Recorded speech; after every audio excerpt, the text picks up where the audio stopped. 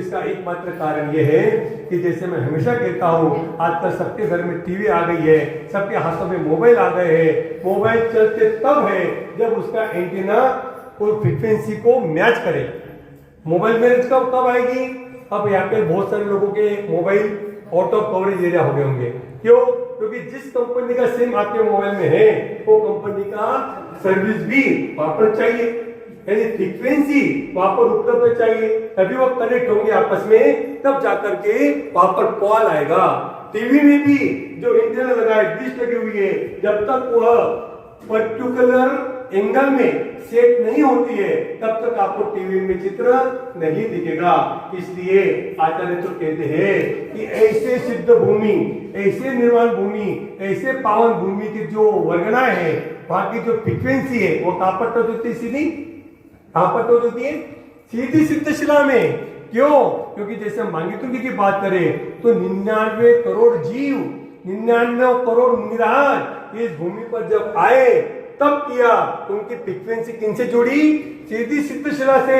और मोड़ रहित, एक भी मोड़ न लेते हुए सीधा कहां चले गए? 14 राज्यों ऊपर सिद्धशिला में।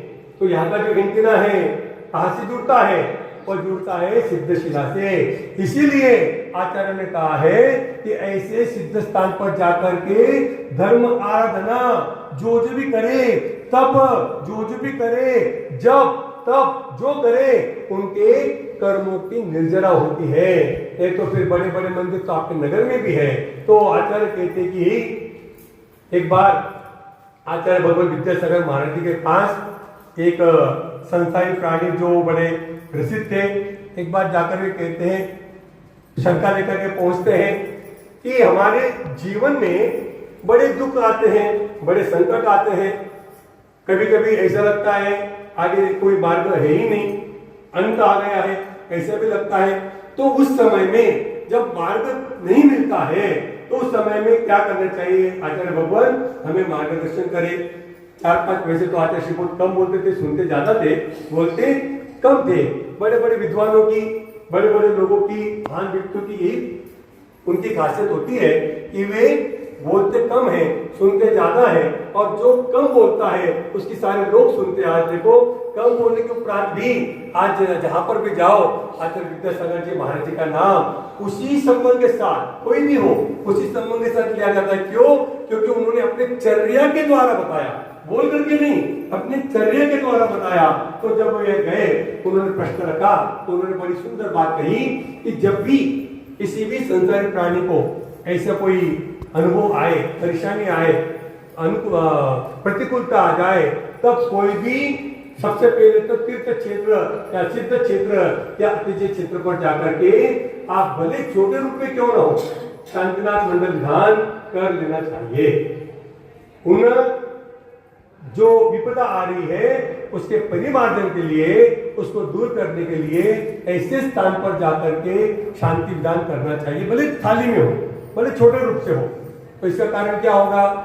इसका एक पत्र ये है कि जब हम उस स्थान पर जाते हैं, उस स्थान की फ्रीक्वेंसी, उस स्थान की वर्गणाएं और अपनी आत्मा की वर्गणाएं जब परम में स्पर्शित होती है तो निगेटिव निगेटिव निगेटिव होता है और निगेटिव और पॉजिटिव पॉजिटिव होता है ना।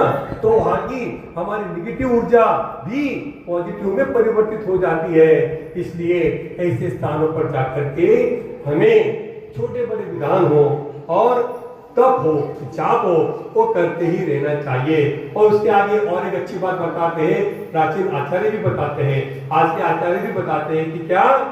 अन्य क्षेत्रे कृतम पापम धर्म क्षेत्रे विनश्यति, यानी अन्य क्षेत्रों पर, स्थानों पर किया गया पाप कर्म तो कहाँ धुलेगा? तो धुलेगा तीर्थ स्थानों पर, मंदिरों में, जिन आयतनों में, साधुओं के चरणों में, अतिशय क्षेत्रों पे, तीर्थ भूमि पे, सिद्ध भूमि पे।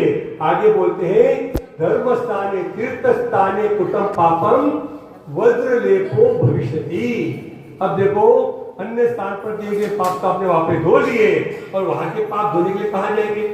तो कहते हैं कि वो पाप आपके वज्र के समान भविष्य में भी दुखदायी हो जाते हैं। इसलिए हम प्रत्येक पूर्णिमा को जो भी लोग आते हैं ना, हर बार कहते हैं कि जब भी, ऐसे तो हम मंदिर में भी